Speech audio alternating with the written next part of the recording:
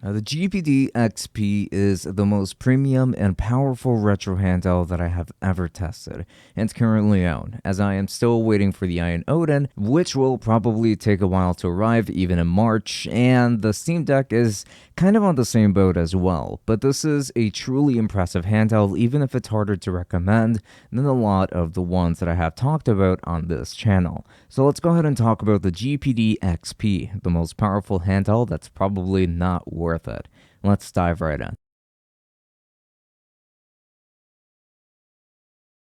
For more content, do make sure to subscribe to this channel because we upload fairly often and focus on all sorts of tech products. So do make sure to leave us a like and comment any of your thoughts down below while you're at it. It really helps us with the algorithm. And if you want to support us further, then we've actually got a Patreon open which offers early access to content and special insight to projects that I'm always working on in case that is something that interests you. So links to everything down below. The exterior design consists of plastic for the entirety of the build here. This device, as you can see, is very long and almost resembles a smartphone, and that's because it almost certainly is one. It even has a front-facing camera, which is just so interesting. Now, this device is pretty ergonomic in spite of its footprint, but this one also does look pretty modern, which is the big plus here. Would I have preferred metal over plastic though? Absolutely, any day.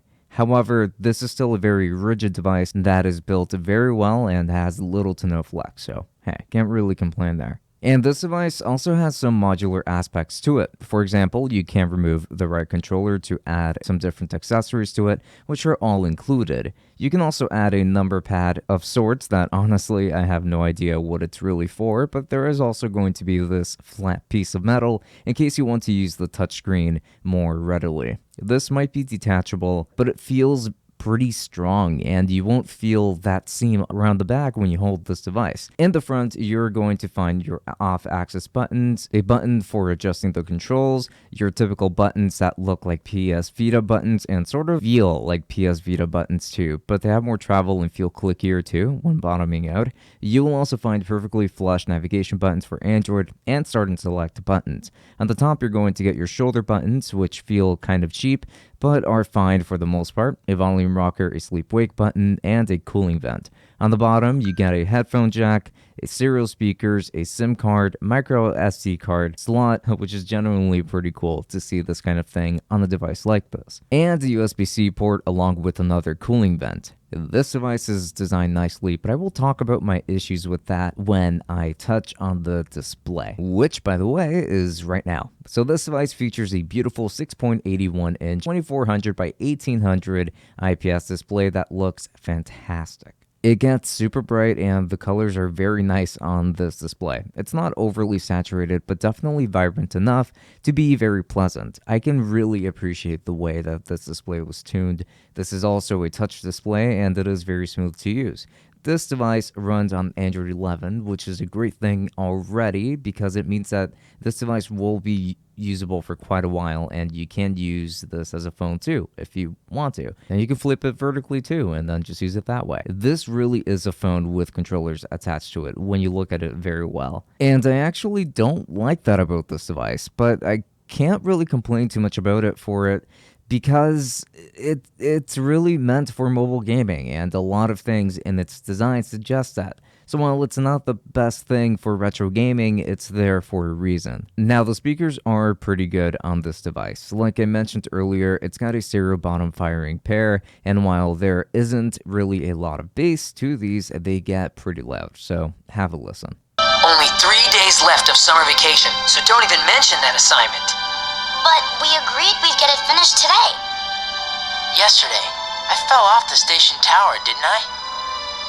This device features a MediaTek Helio G95 CPU, a Mali G76MC4 GPU, 6GB of RAM, 128 gigs of internal storage, and a 7,000 mAh battery. This is a pretty beefy device in terms of tech specs, and it will show in the performance test that I'm going to show off right now. I'm going to test PSP, N64, Dreamcast, and PlayStation 2 emulation, but I'm also testing out Android games for fairness, as well as Google Stadia for game streaming. So let's begin with the performance test with PSP titles using using the PPSSPP backend. This device chews through PSP like it's no problem, and that even goes for games that are more action-packed like Kingdom Hearts Birth by Sleep, Crisis Core, and more. You can easily manage 3x resolution with those games, and for others, push that resolution even higher. Even something like God of War games will run pretty well at 2x resolution, but I would opt for playing it in 1x because there is less stuttering and will offer just a smoother gaming experience even if it's not as pretty. However, as you can tell, although the aspect ratio of the PSP is pretty good for this display, you still get black bars on both sides. They aren't too distracting, but certainly worth noting. This will be a trend that will persist throughout the entirety of my testing with retro consoles, but yes, PSP performance is obviously going to be great here. And this is when we run into more issues for the black bars in Super Mario 64 and Zelda Ocarina of Time for the N64. The bars are massive here and leave so much wasted space that it does feel a lot more jarring to play like this. But with that aside, performance is pretty much flawless and the games run beautifully otherwise on this device. There were no hiccups to point out or anything of the sort because N64 is just an easy system for this device to emulate and get great results from. So I wasn't really surprised, but still felt pretty good to see how performance was with Nintendo 64. Dreamcast also performed absolutely beautifully thanks to the Redream backend. They seriously have a very robust Dreamcast emulator here. Sonic Adventure 2 was a great game that this device absolutely chewed through, and since you can still stretch the aspect ratio over to 16:9, it looks even better in my opinion. Now the game not only looks beautiful, but it feels like it's running so fast that sometimes it gets a little bit hard to keep up, but I guess that's just how Sonic games are. This was a seriously pleasant experience, and if you were wondering about PS1, then also expect a really good performance out of this device. I forgot to make its own test for that, but yeah, I guess just take my word on that. So performance with PlayStation 2 using the Aether X2 emulator is the best that I have seen to this point.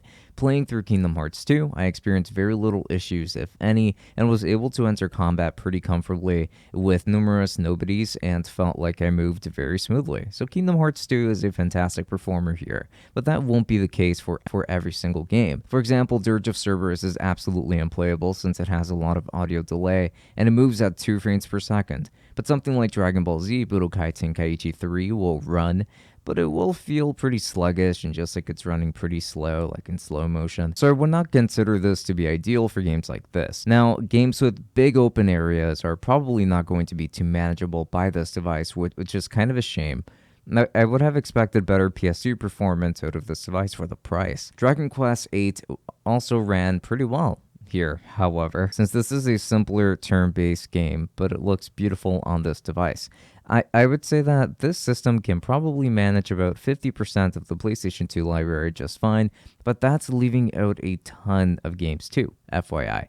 Unfortunately, I also lost all of my B-roll for my play sessions with GameCube games. I'm so sorry, but I tested out games like Shadow the Hedgehog, Super Smash Bros. Melee, The Legend of Zelda, Wind Waker, and games like that. Oh, and also Budokai 2, and with pretty good results, honestly, overall, but not every game will be playable. For example, Twilight Princess won't run very well here. Like, it's pretty much unplayable, I would say. So don't get your hopes up too much regarding GameCube either. So when it comes to Android performance, this is a really good device. If an app has controller support, then the controls on this device will just immediately be detected. For example, with something like Asphalt 9, I had no issues getting these controls to work as they were there to begin with.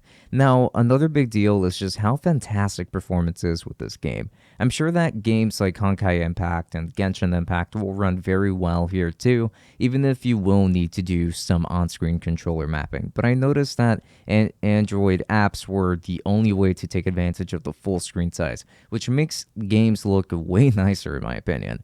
So great device for Android games, no doubt. So performance with Google Stadia was pretty fantastic too, at least as fantastic as it can get with cloud gaming. Thanks to its 5G support, you can cloud game with relative ease, and I tested out Final Fantasy 15 to see how well it was handled. The controls and especially the thumbsticks felt great for a game like this, and performance overall was mostly fine. Some stutters here and there, but nothing really too immersion breaking either. So for cloud gaming, you have a pretty great device in hand, and it also helps that you can hook up a SIM card to this device and go to town playing that way. So, yeah. So the battery life on this device is pretty fantastic. It has a very big battery, so while in use, it can handle 4 to 5 hours of gaming pretty well, and standby time lasts a good while too. Days even are easily handled here if you have this thing in sleep mode. This is pretty much smartphone tier in regards to the battery life, and it's pretty impressive. In conclusion, I think I'm ready to finally give my final thoughts. I have kind of a controversial decision to make here, and it's whether or not I would end up recommending this device and why. You can often find it for $350, which is a lot of money and difficult to justify. But if you were looking for something like this, like the Odin or the Steam Deck, you will be waiting a while for those other devices. I sure have been waiting for my Odin for a while now, so I don't know when that review will come into fruition. However, if you can't wait for those, then I don't blame you for going with the GPD XP. This is a very powerful device that offers similar performance to the Odin, even if it costs more, but you can use it to play outside with a SIM card, and this is still a wonderful device. But I can recommend it if you aren't really willing to wait, which I understand. But if you're willing to wait, I would honestly just wait until after the Odin units are available, and most importantly, a lot more competition is available too, because it seems like this is kind of a new market here. Just like really powerful, relatively affordable or mid-tier retro handheld, because that competition will also definitely be cheaper and will likely suit your needs better than this one. This is a great device from GPD, but it is hard to recommend as the better device over the ones that I've mentioned, especially for the price. It's great, but really think about it wisely before plunging and getting the GPD XP. So that's been my verdict. So thank you so much for watching this video up until the very end. I do very much appreciate it. If you're interested in getting the GPD XP, I am going to be leaving Amazon links down below in the description. And I'm also going to be leaving a link to ABUNDA in case you would rather just pay for this a little like bit by bit.